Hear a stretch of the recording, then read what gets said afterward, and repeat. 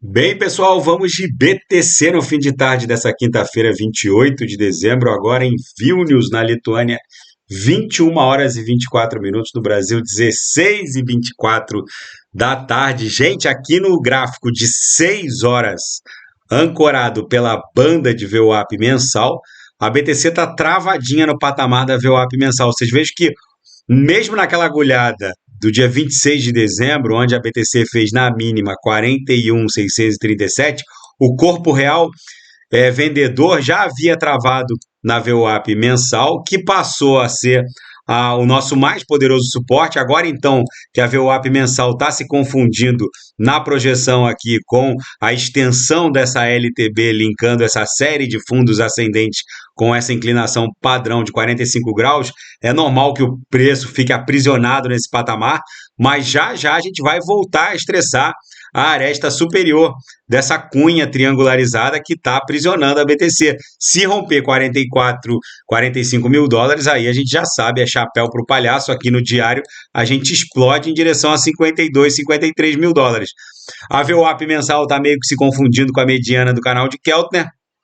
No gráfico mensal, eu estou aqui no gráfico do market cap das altcoins. É bom a gente fazer a análise da BTC junto com a análise do market cap das altcoins. Aquele meu prognóstico para um novo all-time high para o market cap das altcoins está rendendo muita discussão sobre um futuro novo suporte para o inverno cripto que ainda nem chegou, já que o market cap das altcoins agora está avançando, provavelmente vai superar o último all-time high, que ficou lá em 1,7 trilhão. E qual seria, Renato, a hora de desembarcar, que seria provavelmente acima de 1,7 tri, porque a gente deve estressar ou a mediana da grade de expansão ou, eventualmente, a penúltima upper. Na minha leitura, vai passar de 2 trilhões.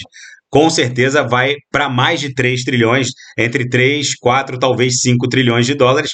E como o topo do Bull Run de 2017, 2018, onde a BTC bateu 20 mil dólares em dezembro de 2017, e o market cap das altcoins fez a máxima em 474 bi, vocês vejam 474 bi, depois da BTC ter protagonizado o último all-time high, 474 bi foi a nossa área de acumulação. Ó.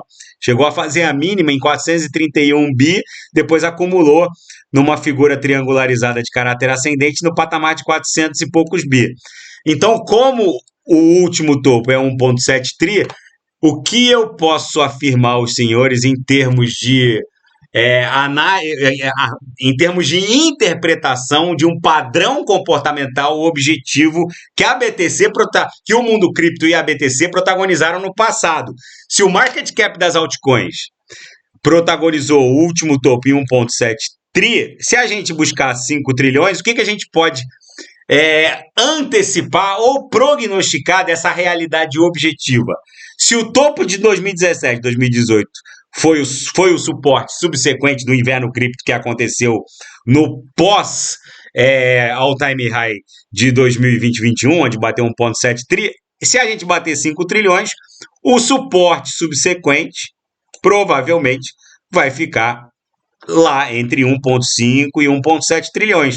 Ou seja, a gente precisa saber, por isso que é muito importante a gente estar sempre interpretando os padrões comportamentais da criptografia.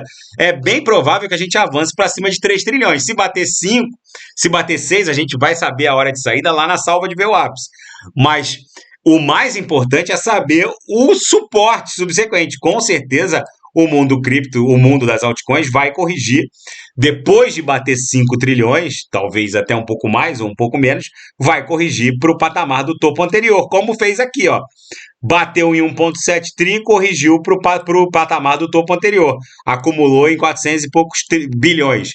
Vai bater 5 tri, vai acumular na altura de 1,5 trilhão. Na minha leitura, é isso que vai acontecer. Cada um, obviamente, tem que fazer a própria análise. No gráfico de 4 horas, a gente está aqui estressando as Lowers, mas como a BTC está se segurando no 6 horas na VWAP mensal, isso aqui já deve retornar em direção ao patamar de 40 mil dólares, 44 mil dólares, 45 mil dólares. Se romper, a gente já sabe, né? É chapéu pro palhaço, a BTC explode para 52, 53 mil dólares. Na Seara Fática, um analista diz que a liberação dos ETFs de BTC no mercado spot, sem a possibilidade de sacar as cotas em espécie, ou seja, em BTC, pode resultar em milhões e milhões de BTCs sem lastro. Obviamente, isso seria uma fraude. Se algum player de Wall Street ou de qualquer setor do TradeFi, das finanças tradicionais, emitir ETF de BTC no mercado à vista sem lastro em BTC real, no mercado à vista, ou seja, sem comprar BTC real, obviamente está se expondo de uma forma inadvertida e fraudulenta, já que na hora que os cotistas forem sacar, eles, segundo a orientação da SEC, têm que converter em dólares norte-americanos no momento do saque. Se na hora do saque não houver o lastro em BTC, o player pode ter problema. Obviamente que isso aqui pressupõe uma fraude, então não é algo com o que se preocupar, porque não é possível presumir que os emissores de ETF vão fraudar o sistema.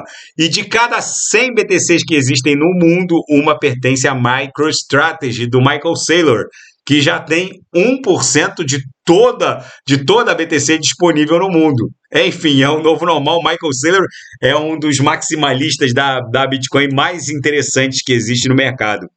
As ideias dele são muito interessantes e Vitalik Buterin propõe 3 abordagens para tentar tornar a rede Ethereum mais leve. Na esteira da atualização Dencun, que vai proporcionar a tecnologia de sharding para a BTC, ele propõe 3 abordagens para deixar a confirmação dos slots e dos blocos de forma mais... com uma melhor resposta à escalabilidade e mais leve. Ele quer reduzir de 28 mil para apenas 8.192 assinaturas a confirmação de um slot, de um bloco. As 3 abordagens se referem. A primeira abordagem se refere a um eventual descarte do acesso direto à camada de consenso em favor do uso exclusivo de pools de staking descentralizados. É o que eu estava falando nos vídeos anteriores.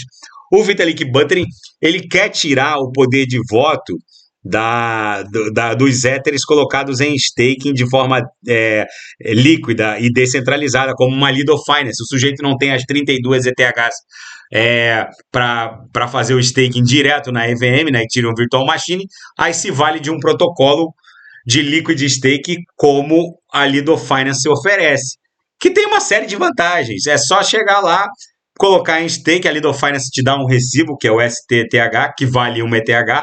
Então você não perde liquidez, porque essa STETH fica lá rendendo micro ETHs todo dia. Você tem as suas ETHs rendendo em stake líquido. Você pode converter a STETH contra ETH em qualquer DeFi, mas os seus Ethers reais, e não o recibo de depósito, ficam estaqueados com a Lido Finance, que acabou ficando com poder de voto.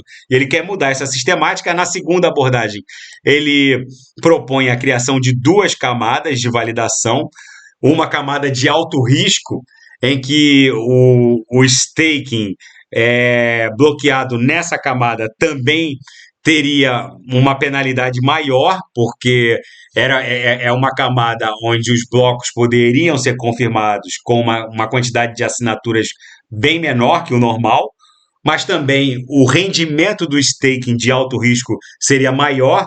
Então, tudo é proporcional. Se o validador cometer uma infração, validar um bloco fora dos requisitos do protocolo, ele seria sancionado de forma mais pesada, mas também esses blocos validados de forma com risco maior, né? Esse staking de alto risco, vamos colocar assim, também renderia mais. A penalidade seria maior, mas também renderia mais.